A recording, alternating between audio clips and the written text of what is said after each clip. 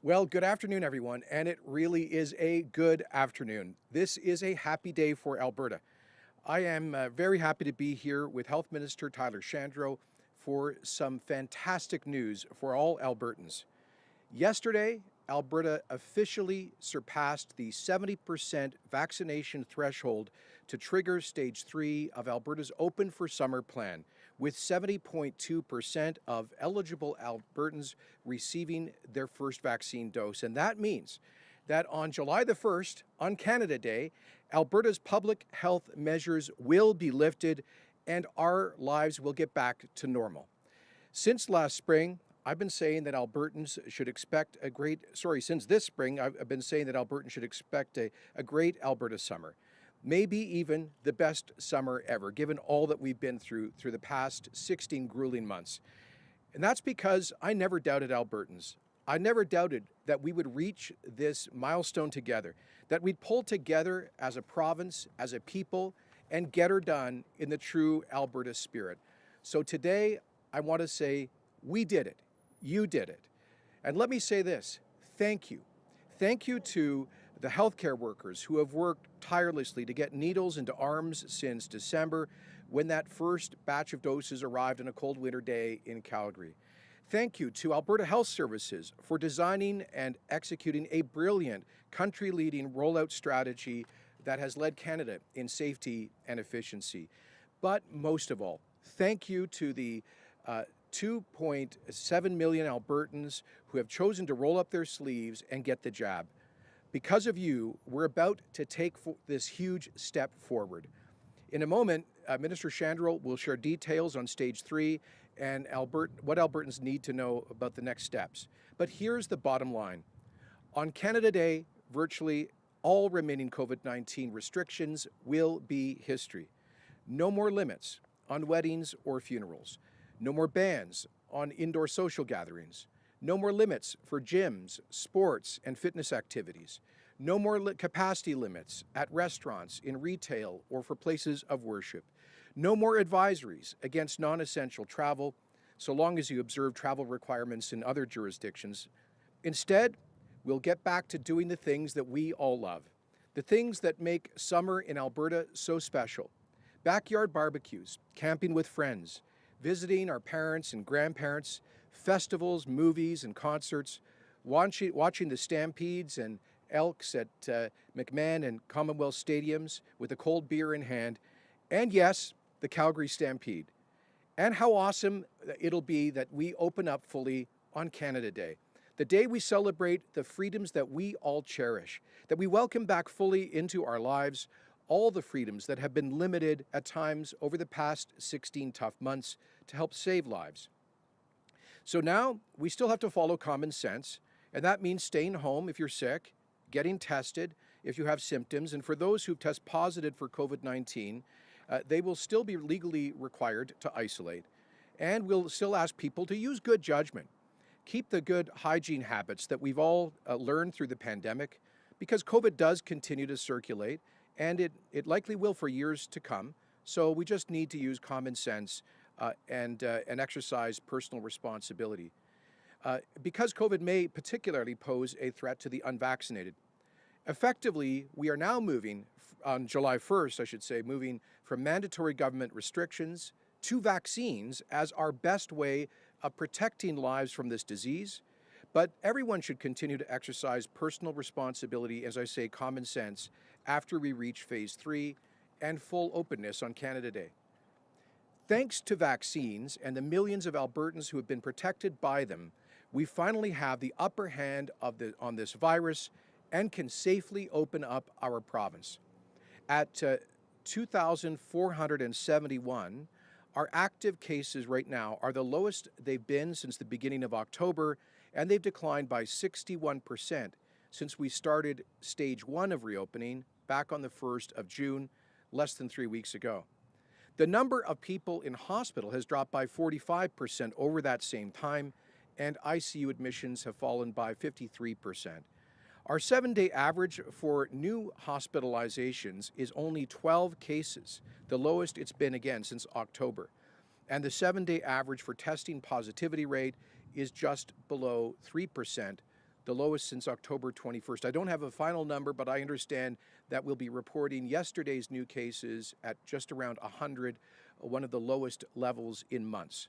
This is amazing progress, and it's a testament to both the vaccines, which are a miracle of modern medicine, and the efforts of millions of Albertans. And for those who are still holding back on the vaccines, let me remind you, your vaccine shot is also your shot at $1 million, and it helps to protect your life, the lives of your loved ones, and the safety of our whole community.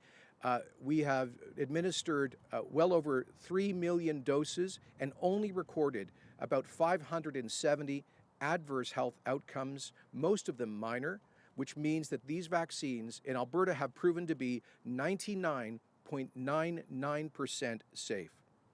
Now, let me be clear. We won't stop. We'll keep ramping up our vaccine rollout because we don't just want to be open for summer, we want to be open for good. That means speeding up second doses, which Minister Shandro will share some great news about in a second, and it means sparing no effort or expense to ensure that as many Albertans are as fully vaccinated as possible over the summer months. So, enter the Open for Summer lottery. As of this morning, more than 1.3 million Albertans have entered for their chance to win $1 million and other great prizes, more to be announced later this week. Since we hit 70% yesterday, the deadline to enter your name in the lottery is 11:59 p.m. on Thursday, June 24th. So if you haven't gotten that first dose, or you'll receive it before then, go to alberta.ca/lottery to enter your name. And I can tell you, the data is still a bit early, but we can see a very definite uptick in first dose demand and bookings since we announced the lottery. So it seems to be working to get the attention of folks who just hadn't gotten around to getting the jab. And a friendly reminder that proof of vaccination will be required, of course, to claim the prize should your name be pulled. But we said from the beginning that while one dose offers enormous protection, and let me just pause there to say the Public Health England study released this week shows that the first dose of an mRNA vaccine like Moderna or Pfizer is 96% protective against hospitalization against the so-called Delta variant. So these things work in a huge way. One dose is really important, but 2 doses really locks in that immunity. And that's exactly why 2 out of $3 million giveaways in the Open for Summer lottery will go to second dose recipients. At nearly 26% of the eligible population fully vaccinated, having gotten their second dose, Alberta is leading Canada when it comes to second dose uptake and administration. Well done, Albertans. But we don't want to leave anything to chance or to fate. First doses have been our ticket out of this pandemic, but second doses will make sure that there's no return journey into it. The sun is rising in Alberta. This is our time, the start of an exciting recovery for our province, of an Alberta renaissance. Couples who have been putting off their weddings for over a year can now plan for a memorable celebration. Small business owners are reopening their doors and hiring new staff. Fitness instructors are moving back into their studios. Zoom-weary employees are heading back to their offices, and people of faith are returning to their congregations, worshiping and fellowshipping together. With vaccines working their magic and thousands more Albertans rolling up their sleeves, in fact, I'm headed from this to get my second dose at the Edmonton Expo Center. With all of that happening, the end of this terrible time is just 2 weeks away. I know it's, for some of us, hard to believe, but it's true. Until then, though, we ask that everyone goes the last mile together by observing the Stage 2 public health measures that do continue to be in effect. And I just need to underscore that. We've been doing this last part of our approach to the pandemic carefully and cautiously, crushing that spring spike, getting those numbers down as low as possible so that the vaccines could beat the variants in the race. And that's why we've got to have a couple more weeks of caution with the existing rules. Stage 3 starts on Canada Day, and we've never been more ready. So mark it on the calendar, folks. On July the 1st, Alberta isn't just open for summer, but I believe will be open for good. And with that, I'm going to invite Minister Shandro with another exciting announcement. That's right, there is good reason for applause. Thank you. Well, thank you, Premier, and indeed it is a great day for Alberta. We're now just 2 weeks away from stage 3, and as of right now, we're rolling out second doses to even more Albertans.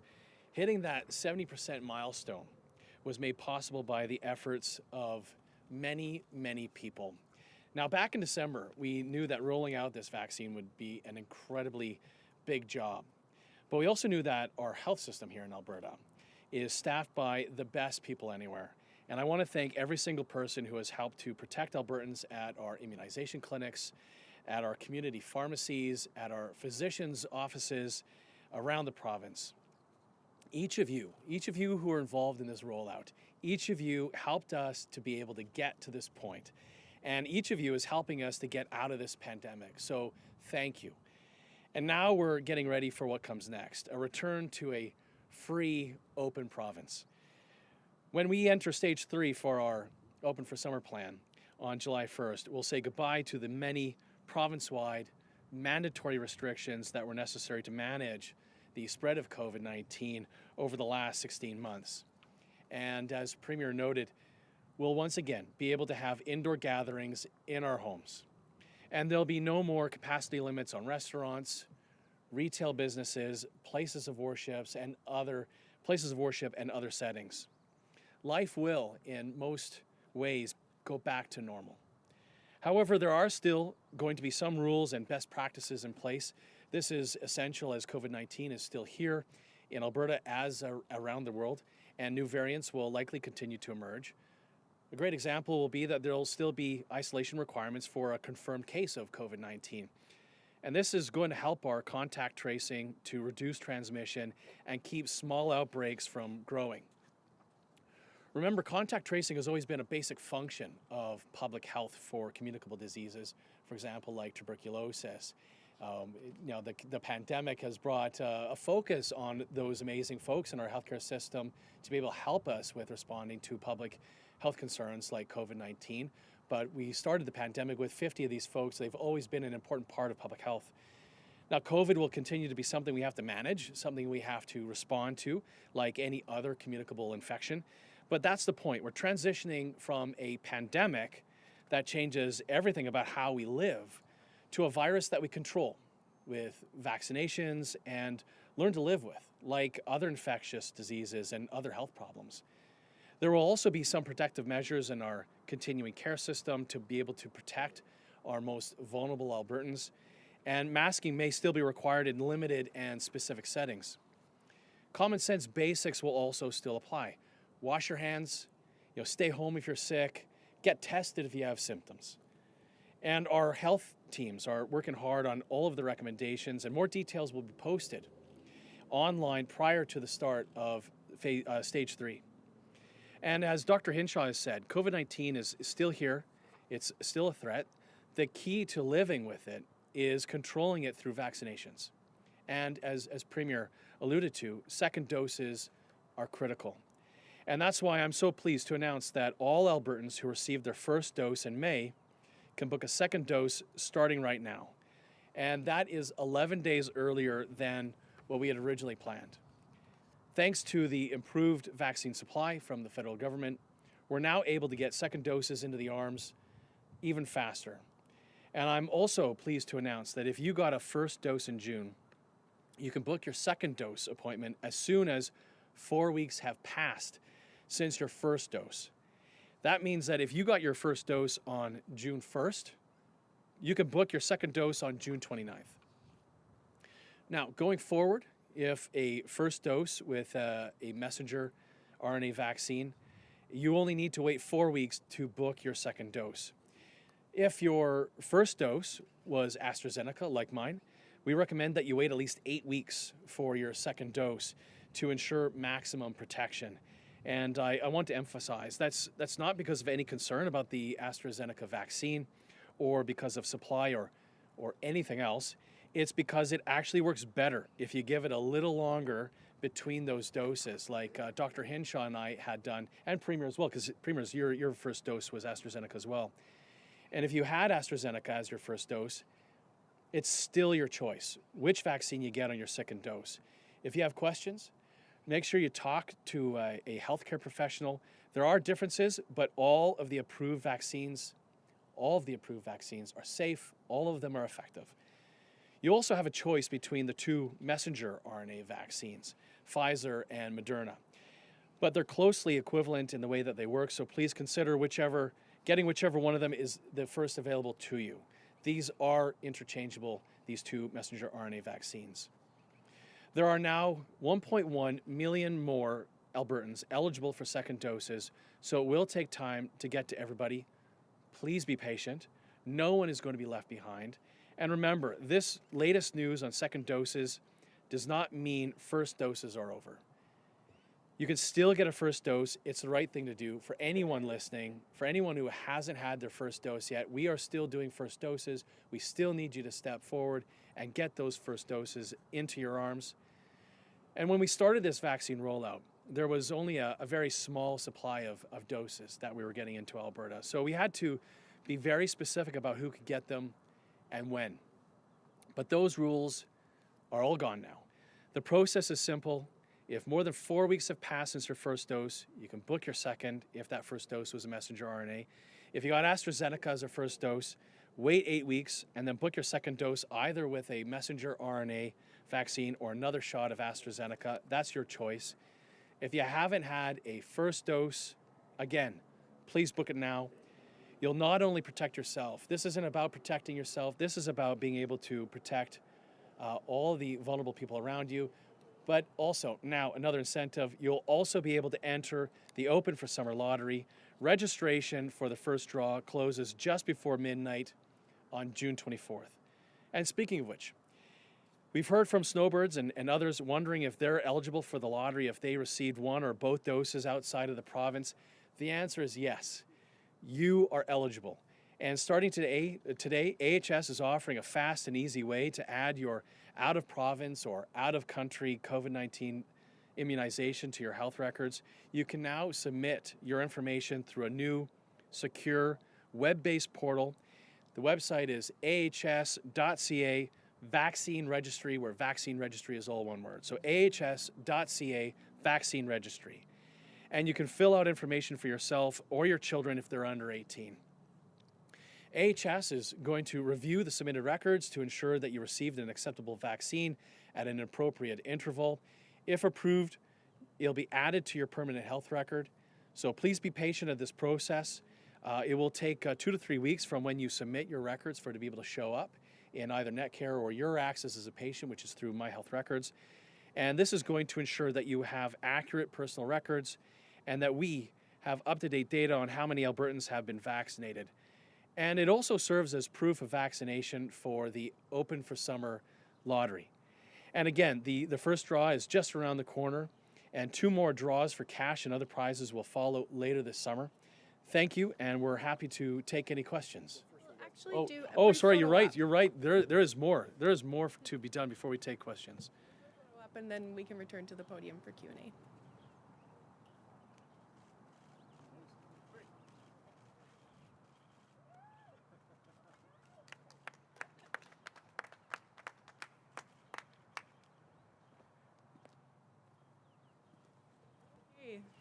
So we will do 2 questions each today as per usual, and we'll start with 2 on site and then I'll take 1 from the phone. So Janet, go ahead.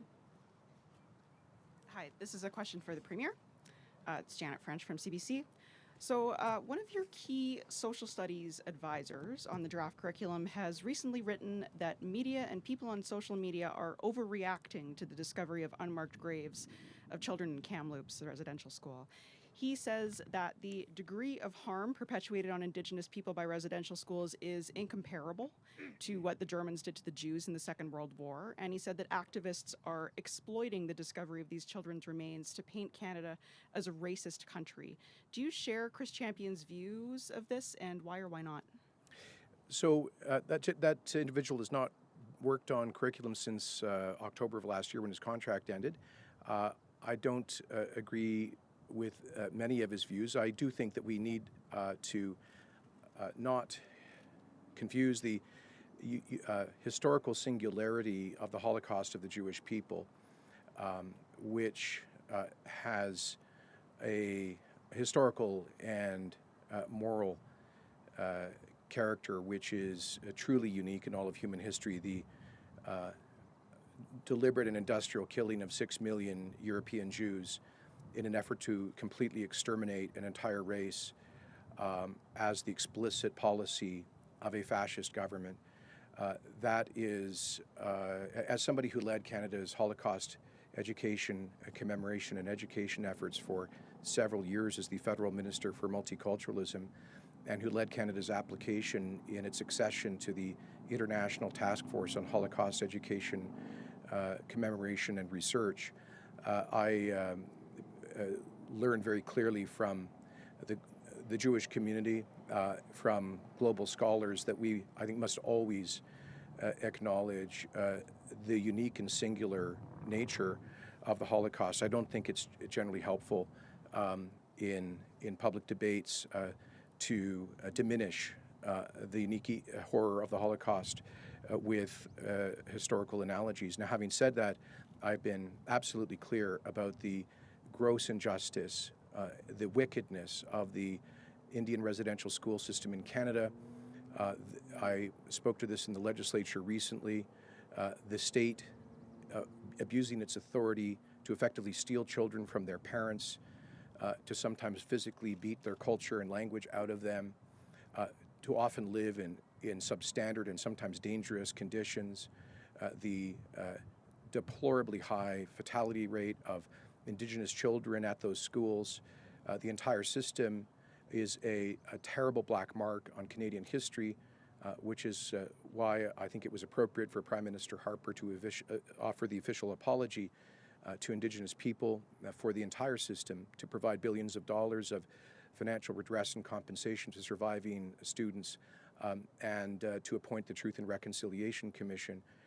As you know, we have I've directed Minister of Service Alberta, Minister of Indigenous Relations, to redouble efforts fully to implement calls to action 72 through 76 of the TRC report. And we'll be making a further announcement next week about Alberta's effort to work to support Indigenous communities in their efforts to find any lost graves in this province. Just to follow up, am I on? Yeah, good. But the draft curriculum that is currently being consulted on provincially, Mr. Champion was one of the key writers or consultants for the social studies curriculum. So Indigenous leaders, including AFN Regional Chief Marlene Poitras, say Alberta cannot accept any of that draft social studies curriculum given Mr. Champion's role and influence in it. This is in addition to critics who say that the draft is age inappropriate, excludes Indigenous, Francophone, LGBTQ, and Hindu perspectives, that the amount of material to teach is impractical, that resources to support some of this curriculum don't exist, and that no school board will offer to test it this year. So what feedback would you need to hear that would prompt you to take social studies back to the drawing board? Well, I appreciate you reading an ATA press release there, Janet. I'll just say that with respect to Indigenous communities, the current curriculum, as I understand it, has approximately 34 references to Indigenous history. The proposed draft K-6 curriculum has about 330 references to Indigenous identity, history, and culture. So there is approximately a tenfold or 1,000% increase in Indigenous content in the curriculum. And that is, I think a clear expression of Alberta's desire to be radically more inclusive in our future curriculum of the central role of Indigenous people in our history and in our current society.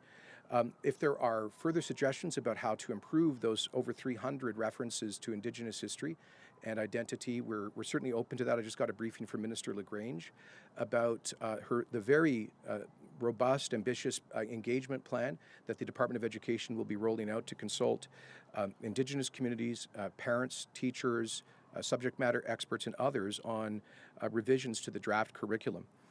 With respect to, I'll point out, for example, that in the current curriculum, the one that was being taught under the previous NDP government, that Indian residential schools are not introduced as a subject matter until grade 10. Under the draft K-6 curriculum, that would happen in grade 5. But after there's been context given about the whole history of First Nations and it being taught in a sequential way so that young people can understand just how terrible the residential schools were by understanding the culture that they tried to destroy. In terms of, you just said that there's critics such as yourself say there's too much content, but then complain about not enough content in certain areas. For example, with respect to the Hindu community, there is currently zero content with respect to Hinduism in the current curriculum. There was zero reference to Hinduism in the draft curriculum of the previous government. In the K-6 draft curriculum that we have tabled, it is the first time ever that faiths that are newer and have smaller communities in Canada, like Hinduism, Buddhism, and Sikhism, are introduced as specific mandatory curriculum items in the world history, in the world religion section. So actually there is, the draft curriculum is far more pluralistic, and that I think perhaps is one of the reasons there is criticism about too much content. We're ambitious for kids to, most importantly, have stronger reading and writing skills, but also strong cultural and civic literacy. That's what the social studies curriculum aims to do, and we're looking forward to constructive input on how we can further improve it. Who's going to teach it? You cut the education budget. Actually, education budget's increased. Go ahead, Graham. Mr. Premier, Graham Thompson, iPolitics. Looking ahead to the summer. I thought you were CBC. Well, I move around. Back and forth, okay. Alberta Views magazine as well, to plug in there. The Stampede's coming up, big event for the summer. The federal government, of course, has given permission for people to come from the U.S., the Cowboys participants to come in, take part in the Stampede, but the border will not reopen. The U.S. border is not going to reopen. The Prime Minister wants to get more people vaccinated in Canada. It won't open until July 21st at the earliest. What will that do in terms of reopening Alberta? The Stampede will be open, but Americans won't be allowed to travel here. So first of all, yesterday we had a First Minister's meeting call with the Prime Minister and all the premiers, and I joined a number of premiers in calling for a faster, safe reopening of that border and a faster, safe protocol for welcoming international travelers. I noticed that a lot of countries, like France yesterday, many European countries, have this week announced protocols to permit people who have been fully vaccinated with approved vaccines to visit their countries.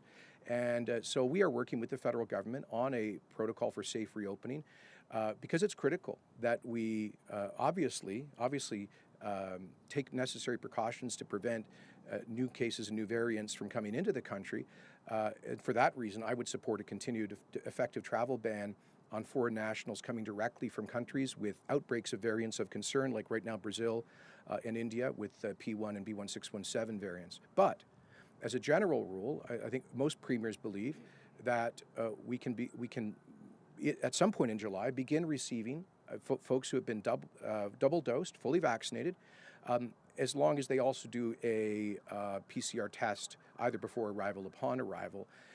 And we will work with the federal government to accelerate that. But in terms of the Stampede, they're not expecting many out-of-province visitors this year. I think their projection is that 90% of the visitors to Stampede will be Albertans, given that, the uncertainty around travel. So they're not banking on a big tourism trade this year, but we do appreciate the Government of Canada responding to our request for a national interest exemption that had been endorsed by Dr. Hinshaw for 134, I believe, Stampede performers. And on the, on the summer, what are your plans this summer? I know that looking at the opinion polls have shown your numbers have dropped in terms of popularity. Do you plan on touring the province, trying to reconnect with Albertans who might have lost faith with your government? Well, I certainly plan on enjoying a great Alberta summer and getting out and reconnecting with people. It's been too long. A lot of relationships have we haven't been able to keep normal friendships alive by seeing people, and I'm just looking forward to reconnecting, first of all, with just friends and family, but then also getting around across the province, attending major events. And yeah, so we'll be having a pretty ambitious summer tour, starting after Stampede. We'll be doing a kind of relaunch of Alberta's economic recovery plan towards the end of July.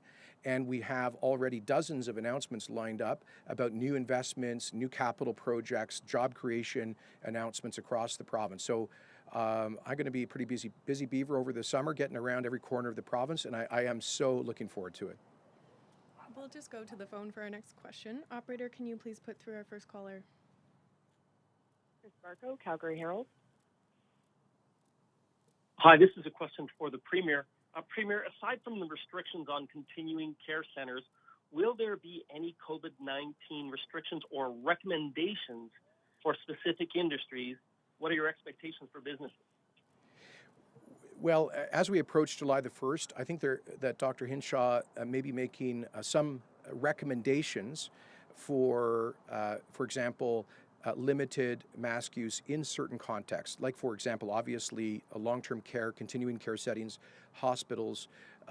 She may have some other workplaces where that is called for. So she and the Department of Health are working on a package in that respect. But as I say, the main focus will be on those healthcare settings. Apart from that, we would just ask employers right across the economy just to use good common sense. We need to accept the good news about the protective effect of vaccines. We need to accept that science. At the same time, as I said, we would encourage employers to maintain the good habits that we've all developed over the past year and a bit in terms of hand washing, encouraging their employees to stay home if they're feeling sick, where possible, providing them with compensation so they don't lose, because we don't want people coming to work if they're sick, and so we encourage employers to look at supporting employees when they have to stay home, and you know, monitoring people's health and symptoms. Encouraging folks to get tested if they are symptomatic. So those are kind of the basic things that we'll be encouraging businesses. But we're not expecting, Tyler, you can supplement this, we're not expecting to be issuing a whole range of specific guidelines for various businesses.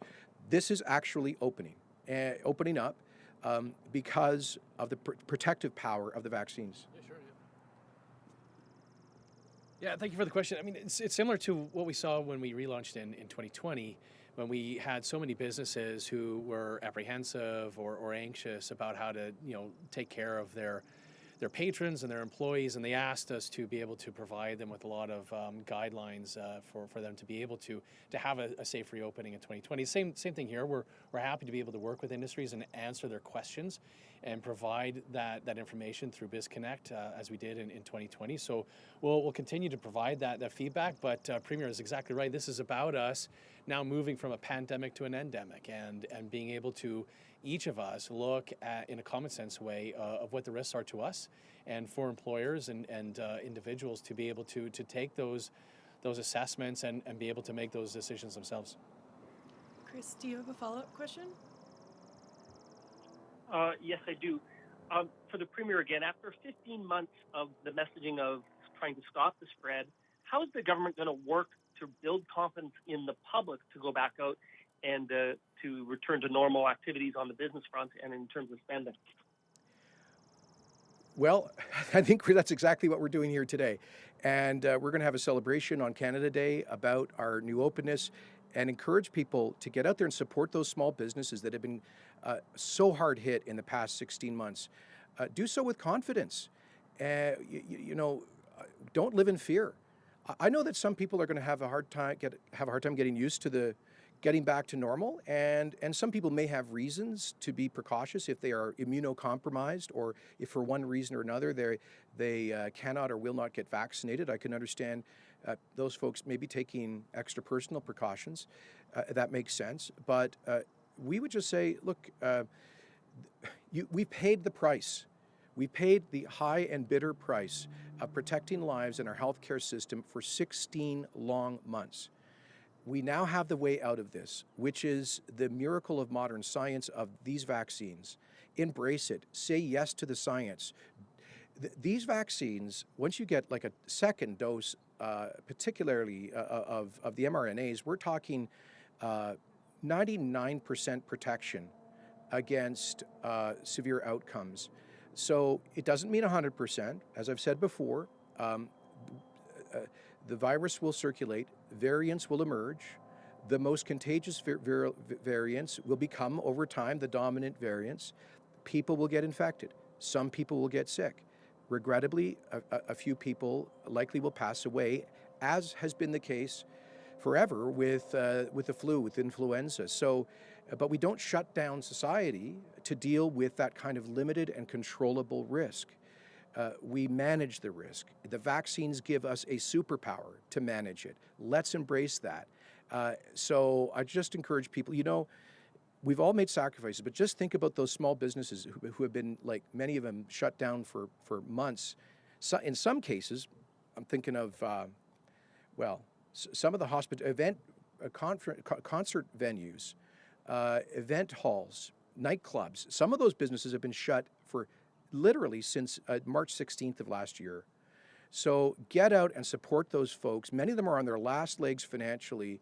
And by the way, this is not just about 70% first dose coverage. We are leading the country on second dose. We're going to be hitting 25% second dose coverage by the end of this week. I think we'll be pushing 40% second dose full inoculation by around Canada Day.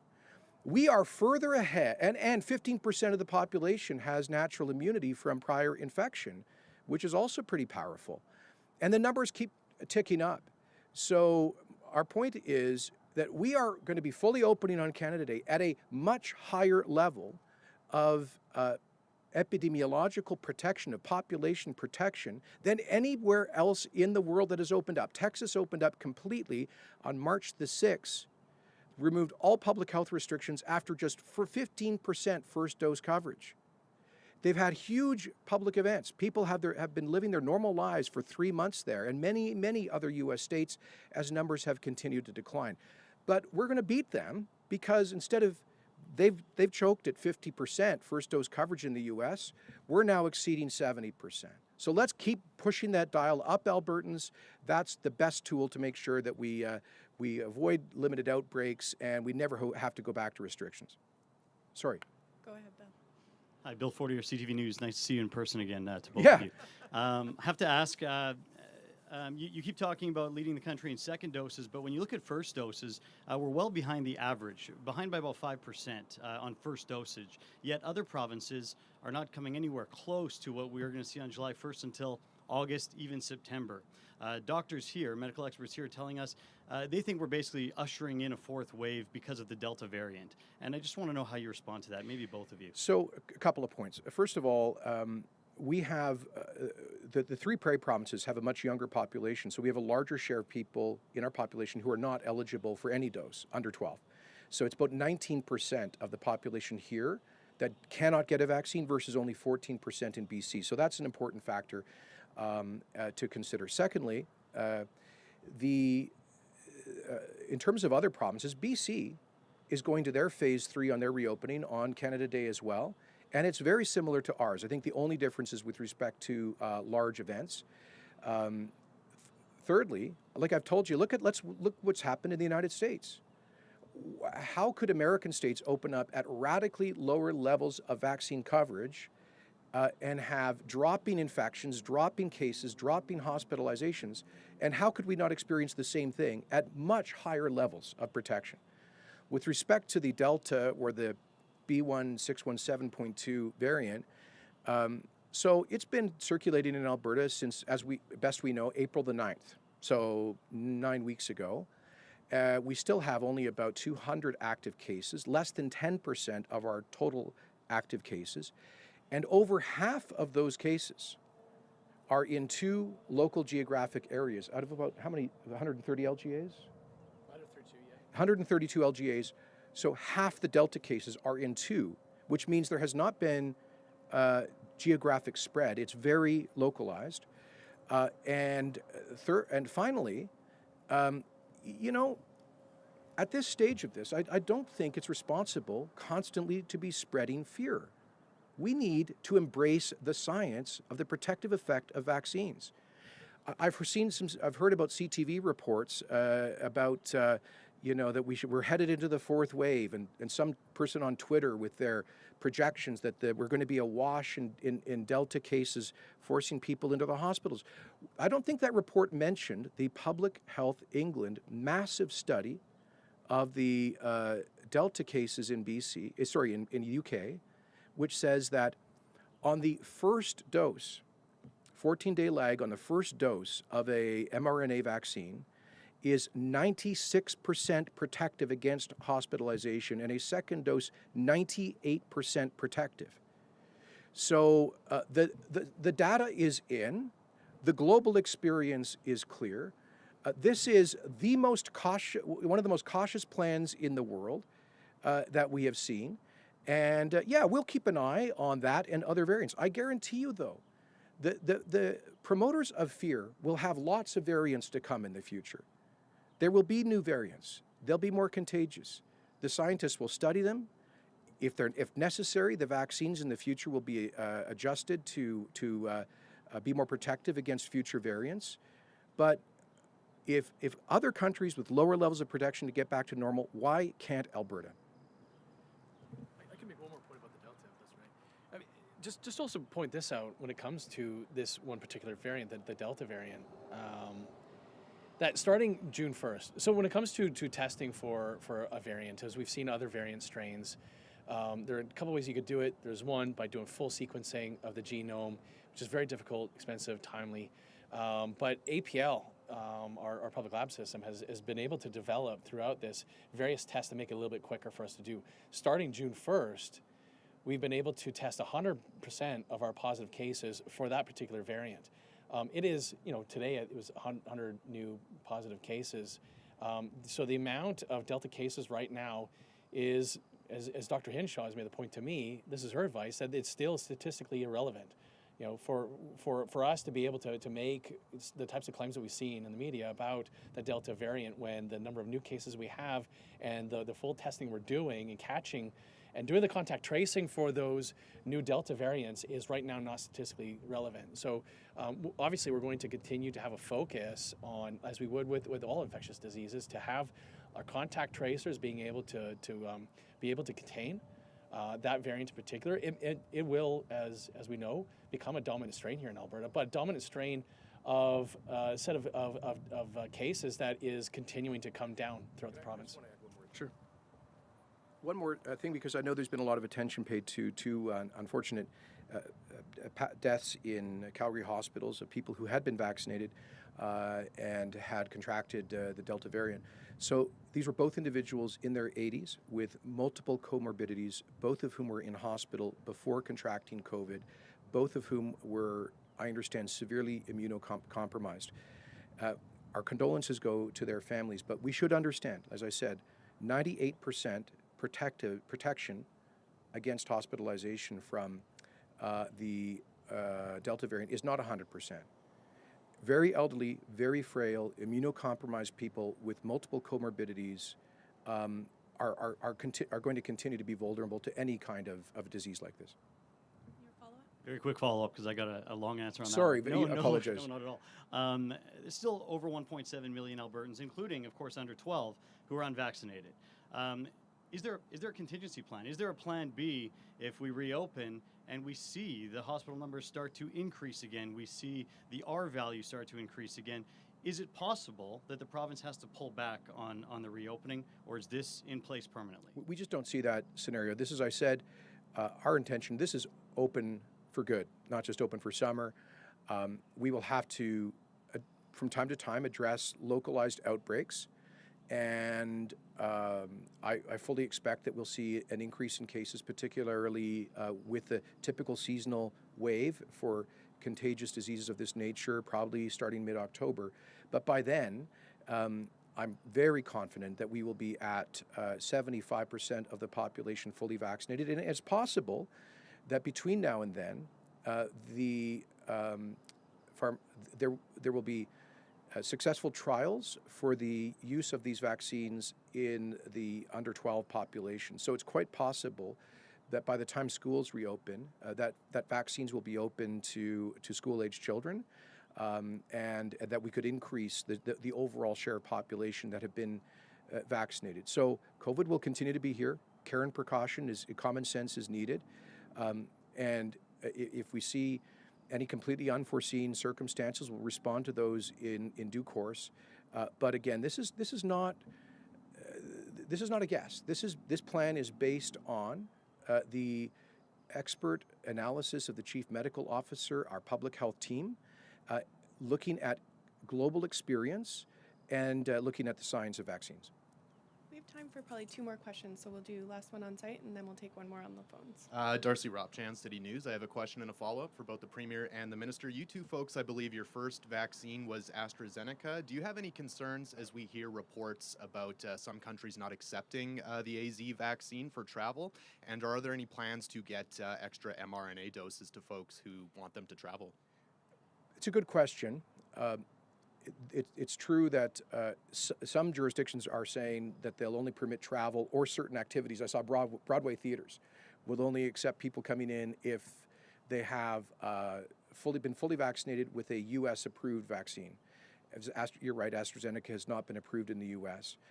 We're not expecting the U.S. to impose that as a travel requirement, but it may be a requirement in particular situations like theaters in New York.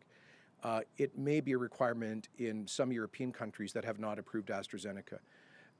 In that case, we are working, first of all, with the federal government on a system to provide either paper or electronic confirmation of vaccination status to facilitate people who want to travel.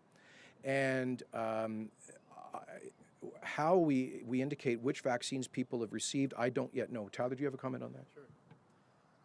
I think the most important thing to say in response to that is to make sure that people understand that all of the approved vaccines are safe and effective, and that people have a choice here in Alberta. So obviously, we know from our allotment tables from the federal government up until the end of July that when it comes to Pfizer, which has been stable and predictable since mid-April, as well as the 650,000 that we've got coming from Moderna, that we have a lot of messenger RNA. And we'll be encouraging people to consider what is the first available vaccine to them.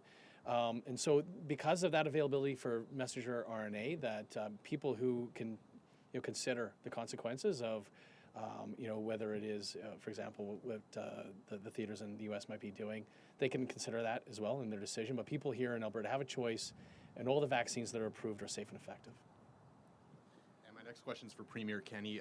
The Al Rashid Mosque here in Edmonton sent you a letter yesterday asking for more to be done to address racism in the curriculum, which you mentioned earlier. There's also calls for politicians to acknowledge when their past words have promoted hatred or harm.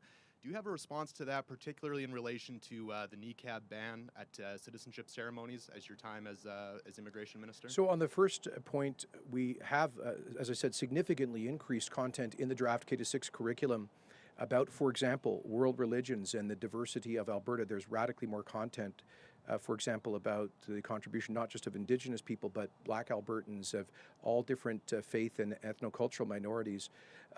There is, for the first time, significant content about Islam, together with Judaism and other world religions, in the draft elementary school curriculum. And there's also, for the first time, significant content about historical injustices, discrimination, unjust discrimination targeting minority communities in Canada, like wartime internment measures and unjust immigration restrictions, for example. I've addressed the question of the citizenship ceremonies. I have always opposed niqab bans. I've always said that I don't think the government has any business regulating what people wear. But I also think it's reasonable that when somebody's taking a public oath in a court, that for those few seconds they do so publicly with their face uncovered, just as they would in taking a passport photo or driver's license picture, or being identified before boarding an airplane, or testifying in a court of law. I think there are those the particular moments when it's quite reasonable to ask that people engage publicly with their identity visible. But I don't think it can be characterized as a ban to ask people for 10 seconds while they're taking an oath in a court to do so with their faces uncovered. I think it's a reasonable request. I think reasonable people can disagree about that. But my track record in working with Canada's Muslim community is very clear. I was a minister of immigration who welcomed over 150,000 Muslims as new Canadians. I was a minister of immigration who welcomed Muslim refugees from genocide, including the Rohingya people and Uyghurs from China. I was as a minister of multiculturalism, threatened to sue the PQ government of Quebec for its proposed Charter of Quebec values that would ban anyone from delivering or receiving public services with an ostensible religious symbol, so not just niqabs, but also hijabs and turbans and the like. I would note, finally, that when I announced the policy with respect to taking the citizenship oath publicly, that I did it at the behest of a Muslim women's group I met with in Montreal, and I was given an award by the Association of Progressive Canadian Muslims for that policy. So I think that reasonable people can have different views on that. And we'll just go to the phones for our last question. Operator, can you please put through our last caller? Adrian Williams, CBC French. Hi, my question is for Premier Kenney in French. I have two questions. On a parlé à des experts qui disent que c'est trop tôt pour lever toutes les restrictions aussi rapidement que vous prévoyez le faire le 1er juillet. Ils aimeraient que ce soit un petit peu plus graduel parce qu'ils ont peur, entre autres, qu'on laisse la porte ouverte aux variants Delta. J'aimerais savoir ce que vous en pensez. Sure, I'll just kind of translate that for folks who are listening. That was essentially, in French, the CTV question about whether we're opening too quickly. Écoutez, notre plan est axé sur un niveau de protection de la population beaucoup plus élevé que n'importe quelle autre juridiction au monde qui ont déjà ouvert. Au Texas, par exemple, ça fait 3 mois. Ils ont éliminé toutes les restrictions de santé publique et les nombres des cas des hospitalisations de COVID-19 ont diminué depuis ce moment-là. Et ça a été, à ce moment-là, Texas avait seulement 15% de la population avec une première dose du vaccin. Alors, nous parlons aujourd'hui de 70% et ça augmente quotidiennement. Par la fin de juin, je crois que nous aurons presque 40% de la population entièrement vaccinée avec la deuxième dose. Alors, on est confiant. Ce plan a été développé par le Dr Hinshaw et notre équipe des experts de santé publique. Et c'est axé sur l'efficacité des vaccins. Une étude publiée au Royaume-Uni cette semaine indique que la première dose d'un vaccin protège protège les gens, 96% des gens de l'hospitalisation. Alors, nous sommes très confiants dans le pouvoir de protection des vaccins. And that was the same answer, more or less, I gave in English. And your follow-up question, Andrea? Merci. C'est moi qui vous remercie. Okay, go ahead. It's in French, and the question has been asked before in English, so I'll ask it in French. Donc, c'est concernant les propos de Chris Champion, qui remet en doute le génocide culturel contre les Autochtones dans les pensionnats. Il était aussi un conseiller pour votre programme scolaire. J'aimerais vous entendre par rapport à ces propos. Non, je ne suis pas d'accord. Je souligne que nous ne voulons pas utiliser l'Holocauste des Juifs de l'Europe comme un analogue pour les autres expériences, parce qu'il y a vraiment quelque chose de unique dans l'expérience du peuple juif de l'Europe avec le meurtre de 6 millions juifs comme une politique délibérée de l'État fasciste. Alors, j'espère que nous pouvons, en parlant de les autres grandes injustices historiques, je crois que c'est prudent d'éviter les efforts de diminuer la nature unique de l'Holocauste. Cela étant dit, je suis depuis toujours très clair que le système des écoles résidentielles pour les Autochtones au Canada était une grande mal. C'était épouvantable. C'était un crime contre les familles. C'était une des grandes injustices dans l'histoire canadienne. C'est la raison pour laquelle je suis heureux que le premier ministre Harper s'est excusé pour le Canada pour ce système terrible et donné la compensation aux survivants et a nommé la commission de vérité et réconciliation. Nous faisons nos propres efforts ici. La semaine prochaine, par exemple, nous aurons une annonce en ce qui concerne l'aide pour les communautés autochtones à découvrir les autres cimetières des étudiants des peuples autochtones qui ont été perdus. Alors, il faut que tout le monde soit axé sur l'esprit de réconciliation maintenant. That's all our time today. Thanks for joining us. Thank you very much, everyone. Thank you. All right.